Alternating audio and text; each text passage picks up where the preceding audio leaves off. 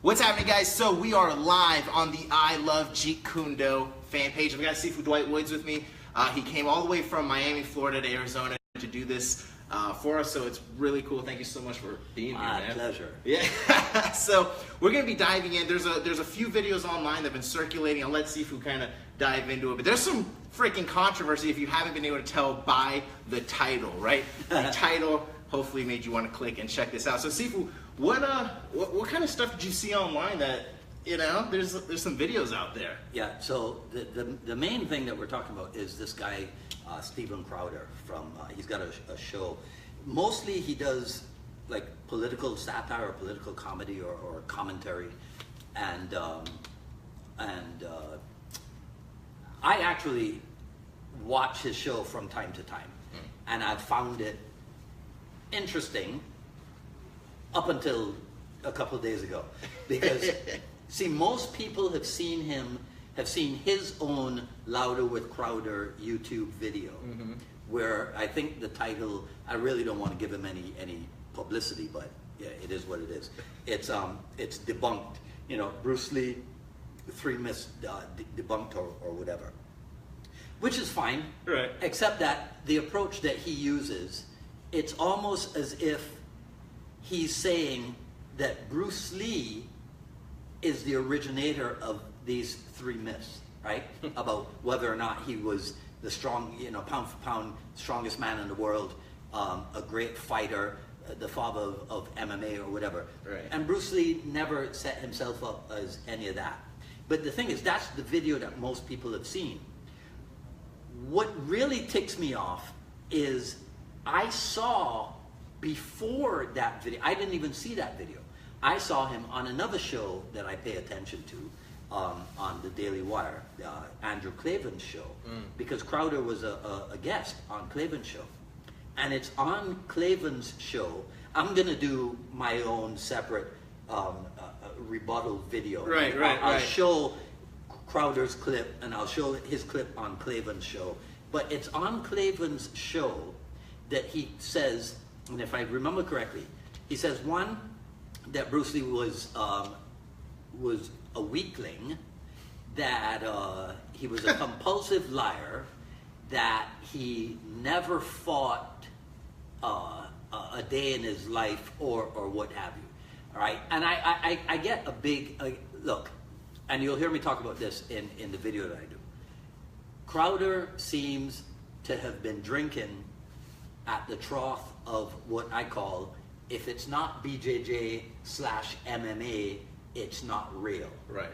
Because all of a sudden, it's like, look, if you train Shotokan karate, if you train anything other than BJJ or MMA, somehow you are, and I've heard other people do the same thing. There was another guy on Joe Rogan's show, a guy named Peter Boghossian.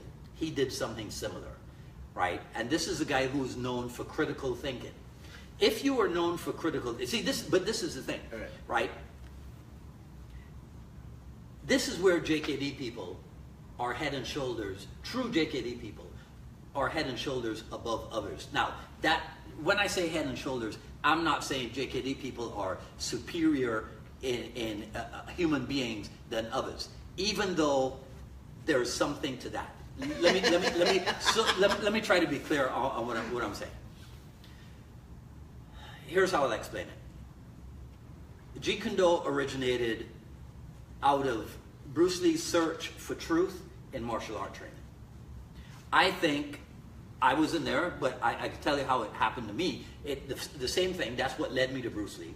But then applying the philosophy of Jeet Kune, I ended up searching for truth in all those things which are of interest or importance to me, right? So like we've talked about before, if politics is important to someone, if religion is important to someone, spirituality is important to someone, internet marketing is important to someone, anything. The search for truth, right? See, when you go out, when you search for the truth of what works and what does not work, you are applying the Jeet Kune philosophy or the concept of Jeet Kune. You see? Yeah. So when Steven Crowder talks smack about Bruce Lee, it showed, and Peter... Why would you do that, Steven? Yeah. Come on, man. Why would you do that? I think it's because he's dabbled, or maybe he trains intently in Brazilian Jiu-Jitsu. So it's this idea, because I think he said something about, like on Clavin's show, he was given a whole breakdown on boxing, right, and how old style boxing was more like Conor McGregor. It was really interesting to me that Andrew Clavin asked him about what his thoughts on the Mayweather-McGregor, because I've watched Andrew Clavin for over a year. Yeah. He never talks about stuff like that. Yeah. So I don't know if this was a behind-the-scenes setup. Yeah. Right? You know, so I'll throw this question out to Crowder, and he'll give us, you know, his fancy, and that's how he'll be able to advertise that he's going to be talking smack about Bruce Lee. Yeah. Whatever, right? Whatever. But Crowder says something about Mayweather, and how Mayweather's approach, you know, how he would turn his back, and he's like, please let me strangle you, or some nonsense like that. As if Mayweather would use that approach knowing that he could be strangled. Of course. You see, so these guys are smart. I'm not saying that they're idiots. They're smart overall, but they're idiots when it comes to lack of understanding about Jeet Kune. And you can see, even when Clavin is doing, maybe it is a prearranged intro, you can still see that he's asking a question of someone who's a martial artist, to the best of his knowledge. And people to this day, they have replaced the word karate with the term mixed martial arts. Yes. But people still think that those of us who are deeply involved in martial art, that somehow we are involved in this weird, esoteric, oriental practice where we worship like these different gods or something. They don't understand martial arts. Right. Right? Right. And now even worse, more so, Jeet Kune Do. Yeah. Because Jeet Kune Do, as mainstream, Jeet Kune Do is like the complete oxymoronic element. As popular as Bruce Lee is, right? As inspirational as Bruce Lee has been for millions of people. See, here's the thing, right? Maybe I'm wrong about this, but I can't think of anyone who was ever inspired by the Gracies and Brazilian Jiu-Jitsu to get involved in martial art. Oh yeah, no. They're inspired to get into BJJ. BJJ, exactly. Bruce Lee inspired generations Yes. to get into martial art, period. Yes. Right? Based on that, who the hell cares whether or not he competed in some Cage. in some karate tournament or what have you? Right. Right? Who cares? It's like, you know, your girlfriend, your wife, your significant other can't be hot. You know why? She never won a beauty pageant. Right. She never even entered a beauty pageant. So guess what? She can't be hot. She's never proven her hotness. So Bruce Lee can't fight because he never competed in a tournament. That's a great analogy. That is so funny. What? What? I don't know how to drive because I never competed in driving. I never raced cars. So that means I don't know how to drive fast. Yeah. Really? That's Really? That's silly. Really? I don't know how to drive fast. He ain't never, anyhow. Right? So, right, you get my point? Yeah. Right? Anyhow, we'll move on. Yeah. We'll move on from that. I It is. don't want, like I said, I don't want to give Steven Crowder, Yeah. you know, too much publicity, but it's really disappointing. You're right. It's really disappointing. And when I do the video, I'll talk about Peter Boghossian also, because he did something similar, and I think he said something like he's got a black belt in stick and knife. What the hell is that? Right? Guys, smash the laughing button. Smash the laughing button. All right, and even if it is true that somebody awarded him a black belt in stick and knife, Yeah. I don't know who that could have been. Yeah.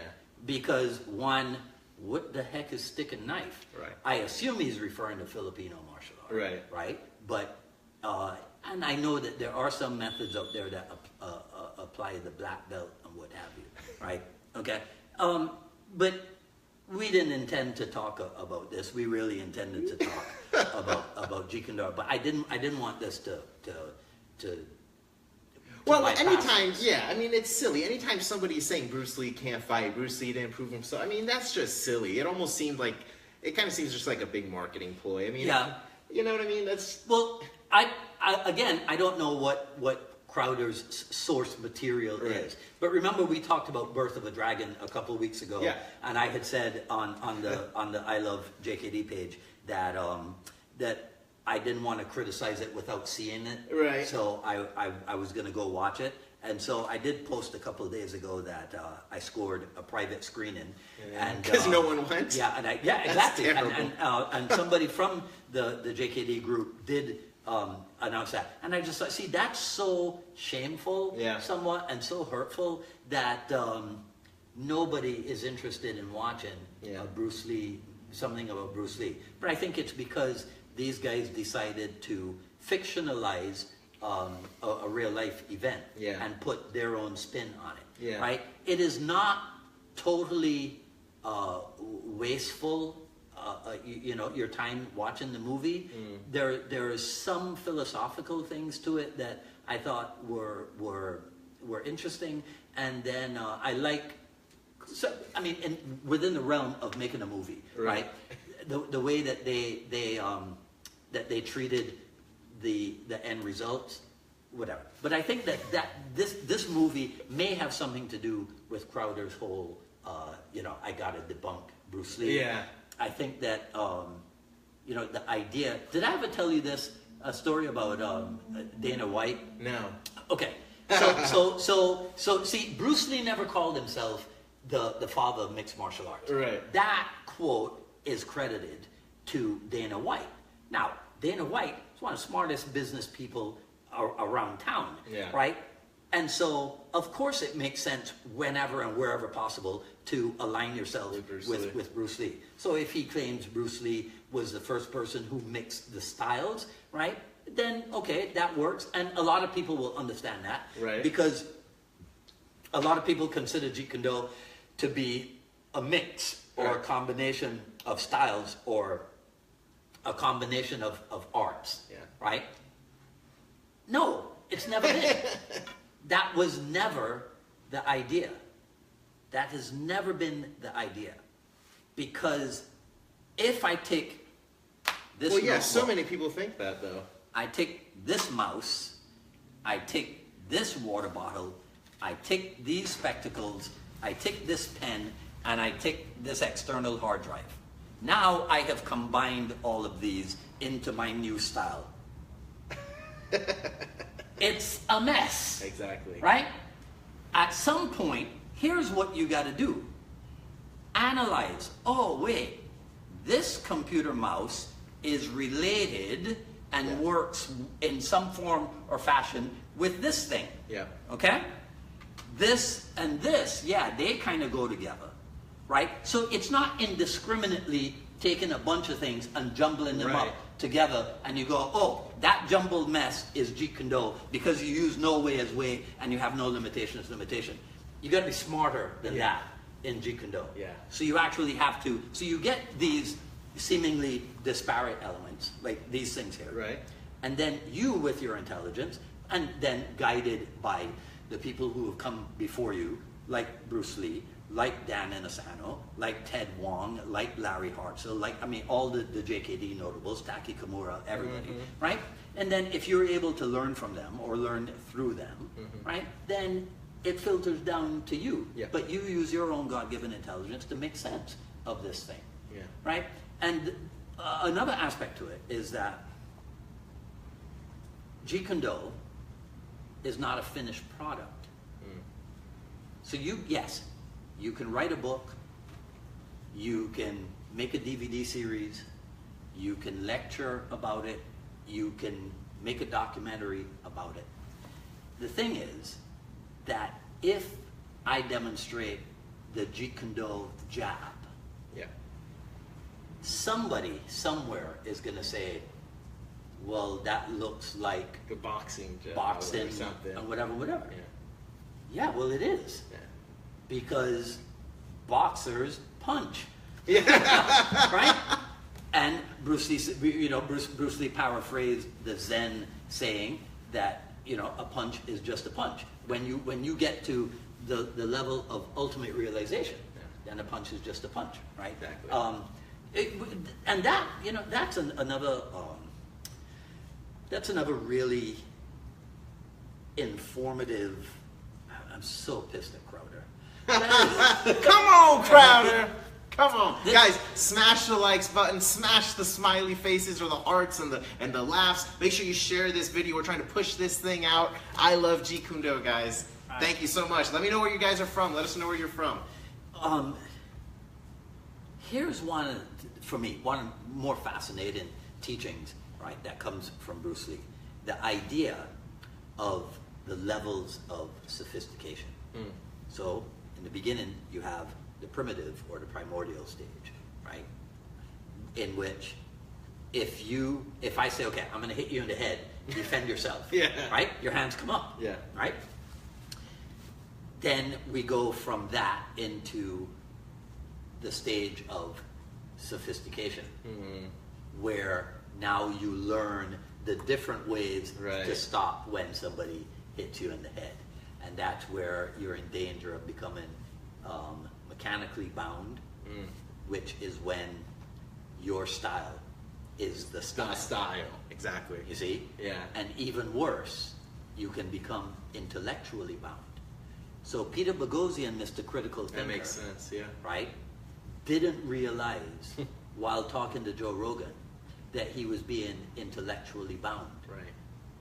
By referring to everything outside of jiu-jitsu as fantasy martial art. Right. Really? Yeah. You see, Insane. does it matter? Does it matter if the millions of people who practiced Shotokan, look, I have no interest in practicing Shotokan anymore. I have no interest my interest in achieving high-level black belt status in Shotokan ended decades upon decades ago because I found Bruce Lee, right? All right, so I'm biased. But do you think that I now think, therefore, that the millions of people around the world who practice Shotokan are wasting their time? That's their choice. Right. Exactly. If you are a so-called critical thinker, you cannot see the truth of that because you're like, BJJ, rolling. Right? But now, of course, here's what's going to happen. Somebody's going to go, oh, well, that's because Dwight Woods can't do BJJ. Yeah. I am not known as anywhere near a high-level BJJ practitioner. Nowhere near high-level BJJ practitioner. But I'll tell you what I've done with BJJ. How does it work against you? And how do you defend against it? Right. See, because, again, if we talk about critical analysis aspect of Jeet Kune Do, so I think it's the Absorb What Is Useful book by Sifu Inasano. That's where there's a depiction, a JKD analysis, of if you go like this, you're wasting your time with this hand. If you block like this, and right? So what we did, or what was done in the early days of JKD, was to analyze the deficiencies in what was out there. So karate going like this, or going like this, or whatever, you analyze the deficiencies in all that stuff, and then you capitalize, right? So Wing Chun's idea of simultaneous parry and hit takes advantage of karate's structure of going like that. Yeah. So when you block like that, I parry and hit you. So it's Wing Chun's superiority over karate's block and hit structure. That is analysis. Yeah. Does that mean then that because I have come upon that realization, I walk around going, oh, Carlos, you know that karate that you do, that's a waste of time. You should really, you know, stop giving money to that teacher and whatever. Because now all of a sudden, what, I'm superior to you in some way? Right, yeah. Look, man, if you want to train Shotokan, more power to you. Yeah, exactly. Right? You know, everybody's going to drink this brand of bottled water? No. Some people actually like Dasani. I don't know why, but some people do. Some people do. I tell you, I'm from Florida. Zephyr Hills is it. That's it. Right? Zephyr Hills is it. I don't care what anybody says. Right? Even though there are no hills in Florida. Yeah. Right? But so going back to the stages of sophistication. Yeah. So we have the primitive or primordial. Then we have sophistication, where you can become mechanically bound or intellectually bound. Mm-hmm. And then we have the return to the original freedom, which is now the blend of primitive and sophistication. The blend of instinct and proper mechanics. Right. So now you just go. Yeah. You see? That's like the highest level. Yeah. Yeah. Yeah. You know, we were talking about that the other day, because somebody had asked me about the ranking system. Right. They had asked me about ranking systems in Jeet Kune. Are there ranking systems in Jeet Kune? So, like many answers to many questions in Jeet Kune, yes and no. Okay. Let's dive into that. Yeah, yes and no, because it depends on the approach that you want to use. Right. So,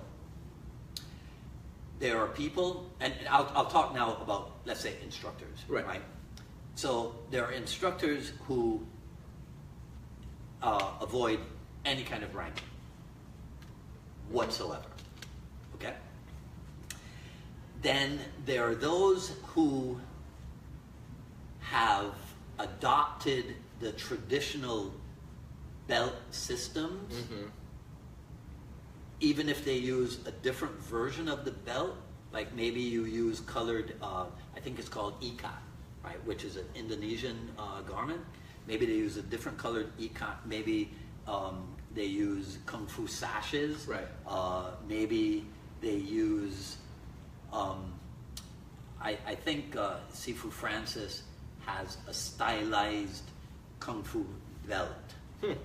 Right, which I think actually functions as a lower back supporter also, I think. But I'm not sure if he uses that through the ranks. He probably does. I think he does. But I know I've seen the black one at his school, right? But that's Wing Chun. Yeah, that's not Jeet Kune, exactly. right? Yeah. Okay. So, and then there's what I did, which was to make use of terminology and, to a certain degree, color structure based on Bruce Lee's original colored ranking system. So Bruce Lee did have a ranking system.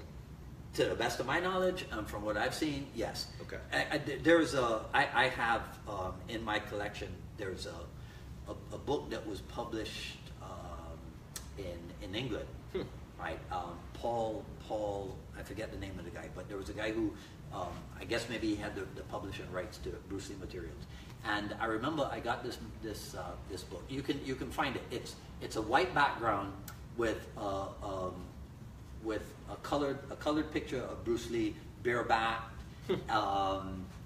The lettering is in black, and it has the JKD symbol, and I think it's on the back cover.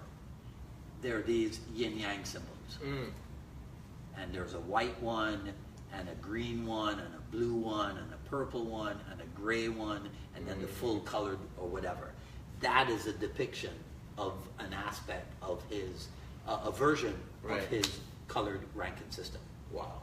Right? Now, I don't know how he used it, if he ever used it, or not. Right. I think we've talked about this before. There are pictures from the Seattle era with the guys in gung fu suits with the colored sash. So maybe but that's before the term Jeet Kune Do was coined. Right. My It's assumption beginning therefore, of his evolution. Right there, yeah. Exactly. Yeah. So here's the thing. See, so here can be your rationale.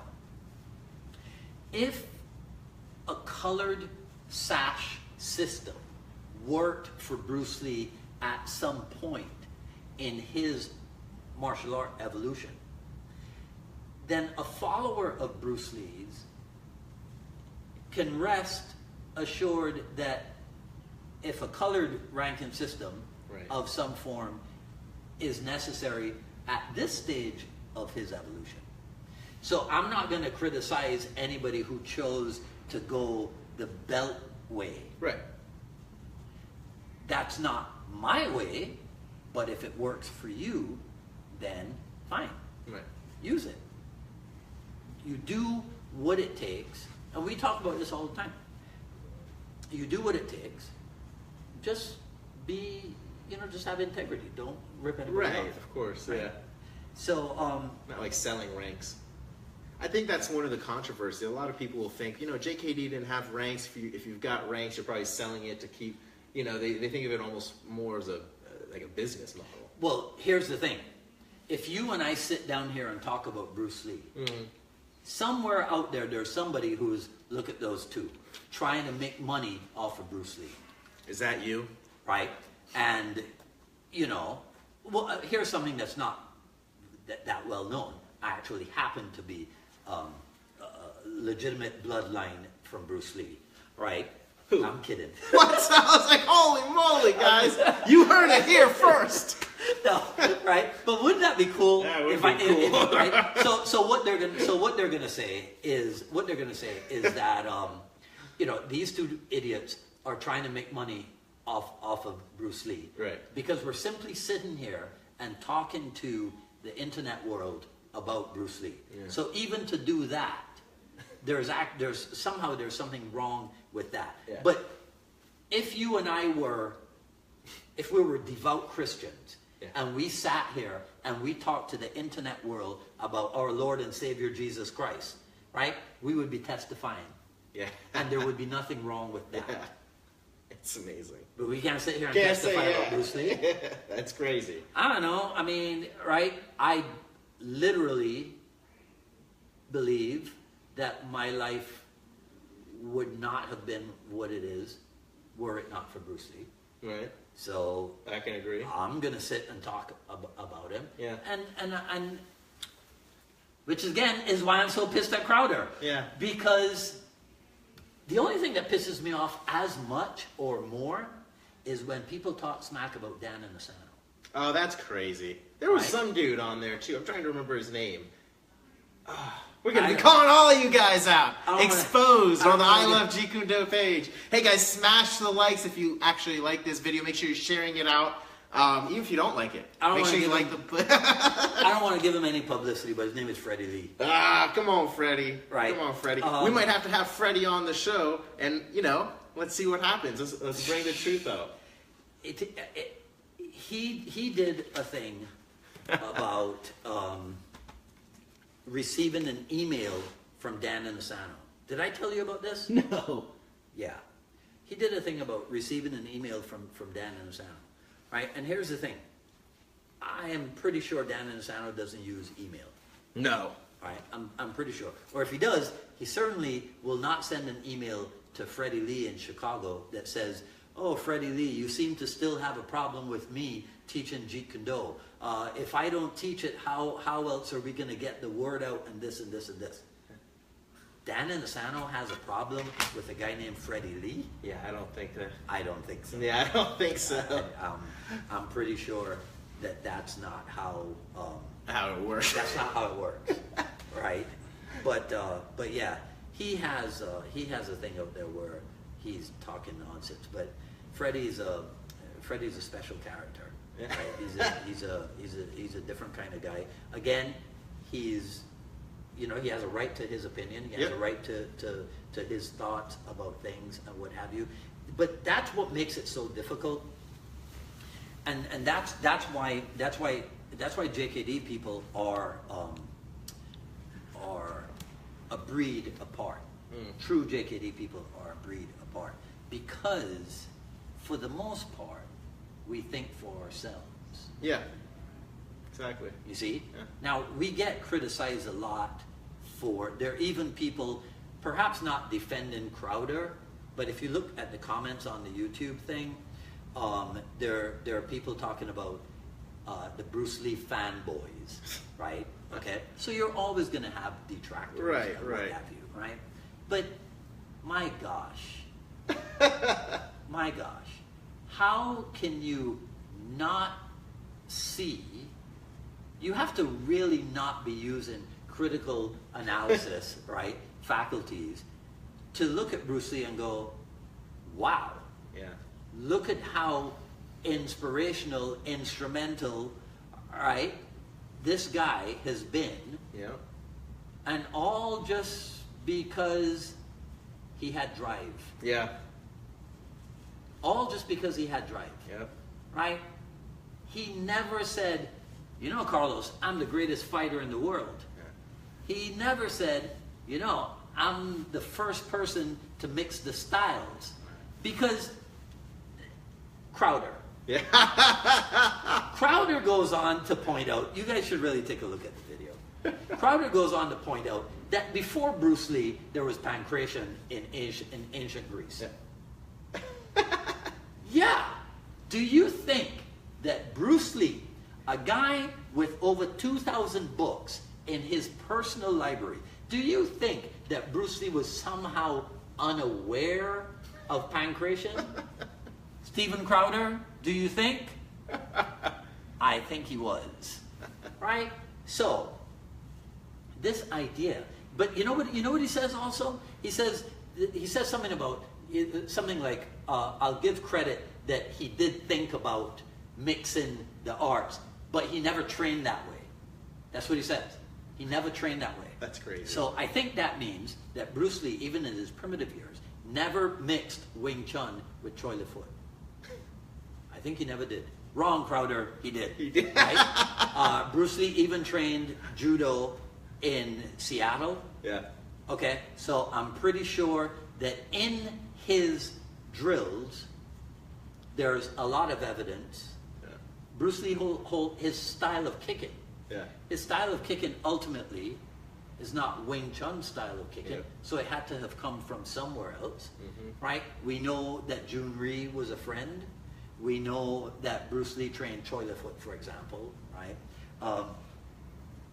We know that Mike Stone, Joe Louis, Chuck Norris. Now, some people are too young to even recognize those names, but in the 1960s, Mike Stone, Joe Louis, and Chuck Norris were probably in the top 5, top 10, definitely, American karate fighters. Wow. Yeah. What do the three of them have in common?